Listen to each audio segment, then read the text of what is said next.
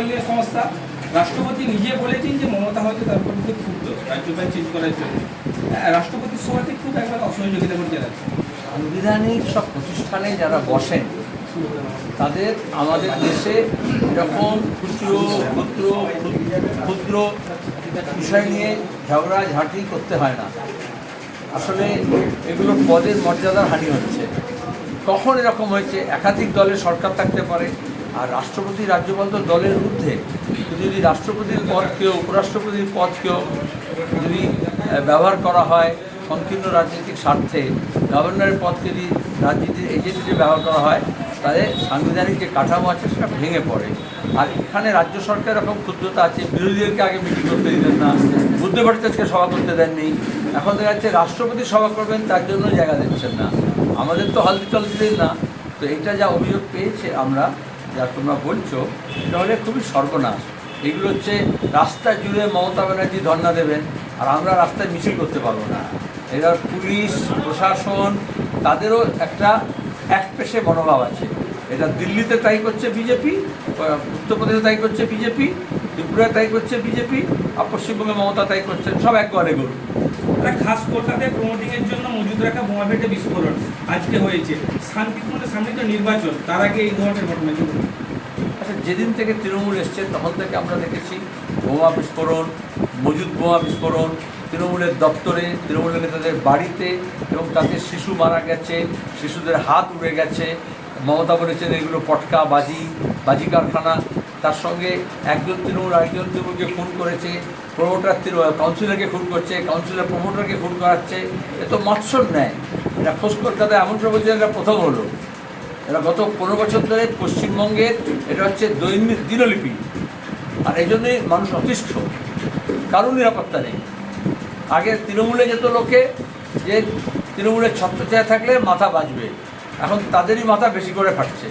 সুতরাং তৃণমূলের ছাতার তলায় যারা জড়ো হয়েছে তাদেরকে দ্রুত সেখান থেকে বেরিয়ে আসতে হবে। রাহুল সিনহার মনোনয়ন নিয়ে অভিযোগ তুলেছে তৃণমূল, বলছে অনেক ভুল থাকা সত্ত্বেও কমিশন তার কী করে এই কাগজপত্র গৃহীত করবে, মানে মনোনয়ন নিয়ে প্রশ্ন তুলেছে। আমি জানি না, এগুলো রিটার্নিং অফিসার সে দেখে, সিও সেটা দেখবে, সিআই দেখবে। কিন্তু যদি প্রশাসন পক্ষপাতদুষ্ট হয়ে যায়, পঞ্চায়েতে যেরকম রাজ্য বিজেপির হয়ে দলদাস বৃত্তি করে সরকারি অফিসার, এখন ইলেকশন কমিশনের লোকজনও দেখছি দলদাস বৃত্তি করছে। মুখ্যমন্ত্রী বলেছে ভবানীপুরে ইতিমধ্যে 60 জনের নাম বাদ হয়েছে, বলছে পারলে সব বাদ দিয়ে দিন, তবু আমি জিতে রাখবো। মুখ্যমন্ত্রীর এখন চিন্তা ভবানীপুর, তার নিজের পরিবার। 60,61,000 লোক মানুষ হচ্ছে তোমার গিয়ে অ্যাডজুডিকেশনে গেছে, 60 লক্ষ ডিলিট হয়েছে। উনি নিজেই বলেছেন 1,20,000 বাদ যাবে, বিজেপি বলেছে, উনিও বলেছেন, আগে থেকে জানতেন। তালিকা প্রকাশের আগেই তিনি বলেছেন 1 লক্ষ, আমার কাছে খবর আছে 1,20,000 বাদ যাবে। তার মানে যেরকম জগদীপ ধনখড়কে উপরাষ্ট্রপতি করার সময় হেমন্ত বিশ্ব শর্মা, মমতা আর জগদীপ ধনখড় দার্জিলিংয়ে লুকিয়ে বৈঠক করেছিলেন, এখন যেরকম রাজ্যপাল পরিবর্তনের ব্যাপারে গোপনে যেরকম কথা হয়ে গেছে অমিত শাহ এবং মমতার মধ্যে, এরকম 1,20,000 বাদ যাবে, 1,20,00,000 বাদ যাবে, এটাও বিজেপি তৃণমূল আপোষে ঠিক করে নিয়েছিল। এটি তো স্পষ্ট। এখন উনি গোটা রাজ্যের মানুষ, মালদা, মুর্শিদাবাদ, 2 দিনাজপুর, 2 চব্বিশ পরগনা, এই খোদ মিদনাপুর, তারপর হচ্ছে তোমাকে বর্ধমান, সর্বত্র মানুষ দিশেহারা। মমতা ব্যানার্জি এখন নিজের পরিবার আর নিজের ভোট আর নিজের কেন্দ্র নিয়ে ব্যস্ত, রাজ্যের কথা ভুলে গেছে। এসআইআর শেষ না হলে নির্বাচনে অংশগ্রহণ নয়, বিজেপি রাজ্য সভাপতি আজকে জানিয়েছে। খুব লাফাচ্ছিল, খুব নাচছিল, কী হলো তার? তেল ঘুরিয়ে গেল, ইরানে যুদ্ধ করে তো দিল্লি থেকে তেল নিয়ে তবেই তো নাচানাচি করে বিজেপি নেতারা। এই সভাপতি হোক, আগের সভাপতি হোক, ভবিষ্যতের সভাপতি হোক, ওদের নিজের একটু বিচার বুদ্ধি আছে। তাহলে রোহিঙ্গা বাদ যাবে, জিহাদি বাদ যাবে, বাংলাদেশি বাদ যাবে, এইসব বলেছিল। আর এখন বিজেপি যারা সমর্থক, উদ্বাস্তু কলোনিতে মতুয়াতে যারা বিজেপি করেছিল, তারা এখন দল ছাড়ছে। এখন চোর পাড়ালে বুদ্ধি বাড়ে। হুমায়ুন কবির বলছেন যে আপনি যদি রানীনগর থেকে দাঁড়ান তাহলে উনি সিট ছাড়বেন, অন্য কোথাও দাঁড়ালে আপনি সিট ছাড়বেন। এটা রাজা রানীর গল্প নয়, সম্রাজ্ঞীর গল্প নয়।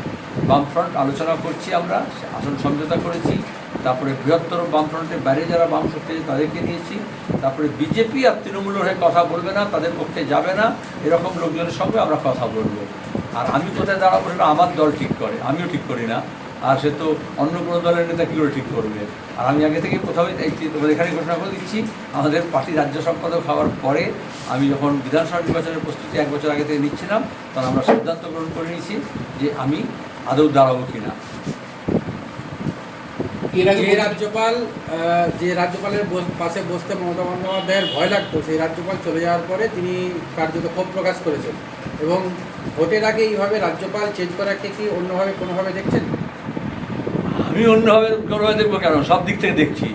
বিজেপির কী স্বার্থ, তৃণমূলের কী স্বার্থ, মমতার কী স্বার্থ, শুভেন্দুর কী স্বার্থ, অমিত শাহের কী স্বার্থ, সব দেখতে হয়। এটুকু বুঝি রাজ্যের স্বার্থে এটা নয়।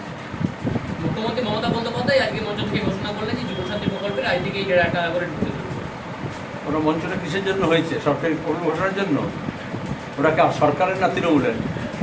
এই যে মঞ্চ করেছে, ধর্ণা মঞ্চ না সার্কাসের তাঁবু, সেটা নাকি বিয়েবাড়ির আসর আমি জানি না, কিন্তু সেটা কিসের জন্য? তৃণমূলের থেকে করা হয়েছে না সরকারের তরফ থেকে? আমার প্রথম প্রশ্ন করেছো তোমরা তাকে, যে তৃণমূল হয়ে থাকে তাহলে সেখানে সরকারি ঘোষণা কেন? যে সরকারি হয়ে থাকে সেখানে রাজনৈতিক লড়াই কেন? তৃণমূল সরকার আসার পর প্রত্যেকটি নির্বাচন ওর আগে প্রশ্নের উত্তরটা পুরো দিয়ে দিই, এখনো দিইনি, এখন প্রশ্ন করলাম, আমি উত্তর দেবে না। কিন্তু আমি এটুকু বলি, একদিকে বলছেন যুবসাথী প্রকল্প ঘোষণা করছেন, আর অন্যদিকে হরিশ্চন্দ্রপুরে ভিডিও বলেছে যে যুবসাথী যারা আবেদন করেছে তাদের ভোটার কার্ড দেখাতে হবে এবং যারা অ্যাডজুডিকেশনে গেছে, বিচারাধীন গেছে, তাদের দরখাস্ত আপলোড করা হবে না। পুরো ইসিআই যা করেছে ওরা তাই করছেন। ওদিকে কদিন আগে দেখেছিলে মুর্শিদাবাদে বলেছিল, মালদাও বলেছিল যে কোনো জমির রেজিস্ট্রি হবে না যারা বিচারাধীনে গেছে। তাহলে কে কার বিরুদ্ধে লড়ছে? রাজ্য সরকার নিজে সিদ্ধান্ত গ্রহণ করেছে এই যে যারা বিচারাধীন গেছে তারা সবাই রাজ্য সরকারের অফিসারদের গাফিলতিতে, ইসিআইয়ের ব্যবহারে। এটাই হচ্ছে বিজেপি আর তৃণমূলের মিলিভাগাতি। তৃণমূল সরকার আসার পরে প্রত্যেকটা নির্বাচন প্রহসন হয়েছে, আপনারা অভিযোগ করে এসেছেন। এইবারের নির্বাচন আপনারা কি রাষ্ট্রপতি শাসন করে চান? আমরা এক কথা বারবার কেন বলবো? এরা তো মনে হচ্ছে নির্বাচনকে ঘিরে সার্কাস করতে চাইছে বিজেপি তৃণমূল। আর এই জন্য এখানে নেতা নেত্রী নেই, নানা রকমের জীবজন্তুর আওয়াজ প্রতিদিন শুনতে পাচ্ছি। কখনো সাম্প্রদায়িক বিভাজনের কথা বলছে, কখনো মারামারি খুনোখুনির কথা বলছে, কখনো নিজের স্বার্থের কথা বলছে। আমরা এটাকে আবার আমাদের রাজ্যের যে সভ্যতা, আমাদের দেশের, আমাদের রাজ্যের যে সিভিলাইজেশনাল ভ্যালুজ, গণতান্ত্রিক মূল্যবোধ, আমাদের যে মানবিক মূল্যবোধ, আমাদের যে সম্প্রীতি এবং সংস্কৃতির যে আমাদের ভাবনা, যা স্বাধীনতা আন্দোলনের আগে থেকে গড়ে উঠেছে, স্বাধীনতার পরে গড়ে উঠেছে, এখানে যে বাম মনস্কতা, তাকে আমরা আবার পুনরুদ্ধার করতে চাইছি। কারণ বাংলার যদি পুনরুজ্জীবন করতে হয় তাহলে বামপন্থার পুনর্জাগরণ দরকার। সে কাজটি আমরা করছি।